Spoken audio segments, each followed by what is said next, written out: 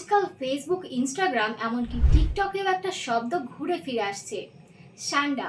কেউ বলছে সান্ডার বিরিয়ানি খেলে শরীর গরম হয়, আবার অনেকে তো কপাল কুঁচকে বলে সান্ডা আবার খাওয়ার জিনিস নাকি। তো আসুন আজ খুলেই বলি এই সান্ডা জিনিসটা আসলে কি, আর কেন কপিলরা সান্ডা খেতে এত পছন্দ করে।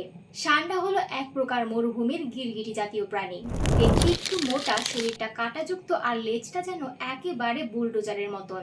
এই প্রাণীটি মূলত দেখা যায় মধ্যপ্রাচ্য, পাকিস্তান, আফগানিস্তান, ইরান ও উত্তর আফ্রিকার মরুভূমি অঞ্চলে। কিন্তু মজার ব্যাপার হলো এই গিরগিটির নাম শুনলেই অনেকে ভাবেন এটি বিষাক্ত, অখাদ্য কিংবা নিষিদ্ধ কোনো প্রাণী। আসলে তা নয়। আরব দেশগুলোতে সান্ডা হলো এক প্রকার ডেলিকেসি, মানে একেবারে স্পেশাল খাবার। খাসির বিরিয়ানি যেমন আমাদের কাছে স্পেশাল, ঠিক তেমনই সান্ডার ঝোল, ভুনা বা বিরিয়ানি খাওয়া হয় উৎসবের মতো।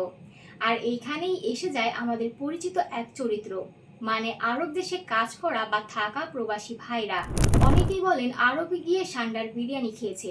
স্থানীয় লোকজনের বিশ্বাস অনুযায়ী সান্ডার মাংস শরীরে গরম তৈরি করে। শীতকালে এটা খেলে ঠান্ডা লাগে না, আর এতে নাকি শক্তি বাড়ে। ঠিক যেন দেশি ঘি বা মুরগির ঝোল খাওয়ার মতো একরকম ব্যাপার। এছাড়াও সান্ডার তেলও অনেক উপকারী।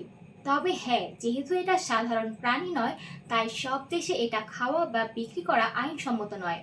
কিছু কিছু দেশে সান্ডা ধরা, খাওয়া বা পরিবেশ থেকে সংগ্রহ করাও বেআইনি। অনেকে তো আবার সান্ডা ভেবে গুইসাপ খেয়ে নিচ্ছে, যার ফলাফল হচ্ছে ভয়াবহ। তাই সান্ডার ঝোল খাওয়ার আগে দেখে নিন আপনি কোন দেশে আছেন। না হলে সান্ডা খেতে গিয়ে হাসপাতাল পর্যন্ত যাওয়ার সম্ভাবনাও কিন্তু কম না। আমাদের আজকের আলোচনা এ পর্যন্তই। ভিডিওটি ভালো লেগে থাকলে অবশ্যই লাইক, শেয়ার এবং সাবস্ক্রাইব করে আমাদের সাথেই থাকবেন। ধন্যবাদ।